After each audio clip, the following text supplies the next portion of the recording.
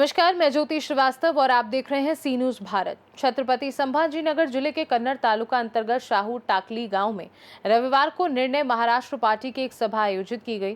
कार्यक्रम में पार्टी के संस्थापक अध्यक्ष जितेंद्र भावे मुख्य रूप से उपस्थित रहे। सभा के दौरान जितेंद्र भावे ने भ्रष्टाचार के मुद्दे पर प्रशासन और अधिकारियों को घेरते हुए कहा कि भ्रष्टाचार किसी भी हालत में बर्दाश्त नहीं किया जाएगा। उन्होंने मांग की कि भ्रष्टाचार में लिप्त अधिकारियों को तत्काल बर्खास्त किया जाना चाहिए। इस दौरान गांव में एक जागरूकता रैली भी निकाली गई, जिसमें बड़ी संख्या में ग्रामीण युवा और पार्टी कार्यकर्ता शामिल हुए।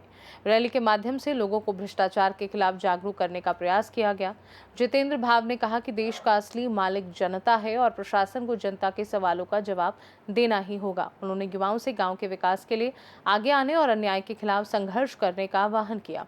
कार्यक्रम के दौरान ग्राम पंचायत सदस्य भरत जाधव को निर्णय महाराष्ट्र पार्टी के जिला उपाध्यक्ष पद पर नियुक्त किए जाने पर उनका स्वागत और सम्मान भी किया।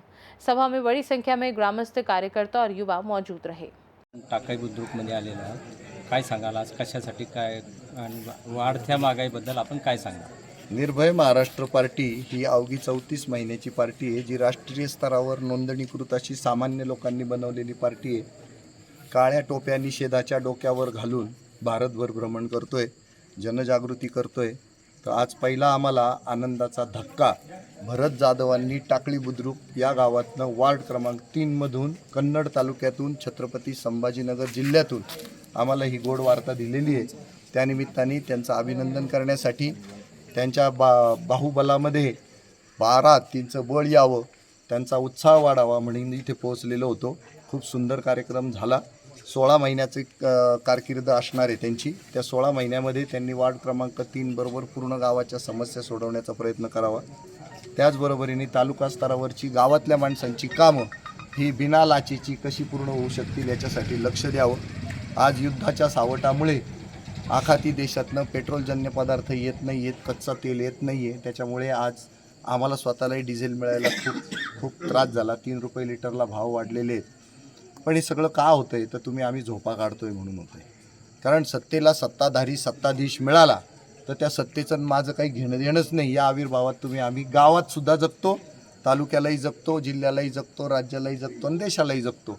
तर माझं हे म्हणणं राहील, वाढती महागाई हा काय आज सुरू झालेला रोग नाही। स्वातंत्र्य मिळाल्यापासून वाढत्या महागाईचा आपण सामना करतोय, त्याच्यामध्ये होरपळतोय। पण त्याचा विरोध, निकराचा विरोध, कडाडून विरोध करण्याचं सामर्थ्य आमच्या मनगटात राहिलेलं नाही, हे दुःख व्यक्त करतो।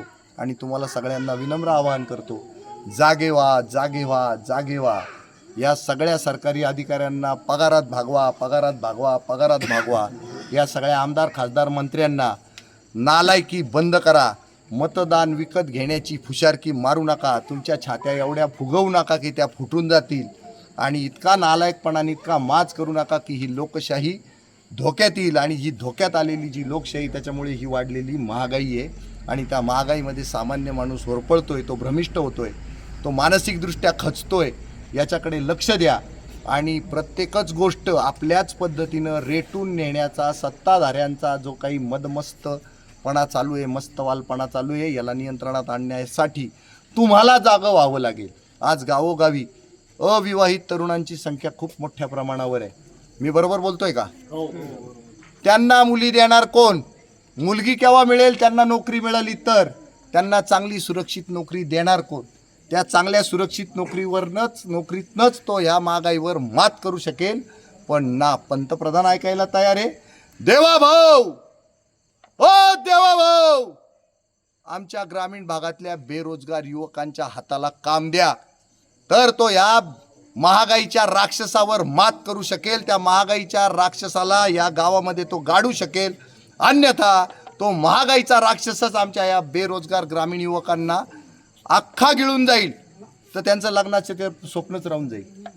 तर देवा भाऊंनी याच्यावर उघडा डोळे बघा नीट। देवा भाऊ, सगळीकडे होरपळ सुरू आहे, सगळीकडे होरपळ सुरू आहे। संभाजीनगर से सी न्यूज संवाददाता शिवाजी नवले की रिपोर्ट। सभा के माध्यम से भ्रष्टाचार विरोध और जन जागरण का संदेश दिया गया। वहीं युवाओं को गांव और समाज के विकास में सक्रिय भागीदारी के लिए प्रेरित किया। खास रिपोर्ट में फिलहाल के लिए इतना ही। देश दुनिया की बाकी खबरों को जानने के लिए आप देखते रहिए सी न्यूज भारत।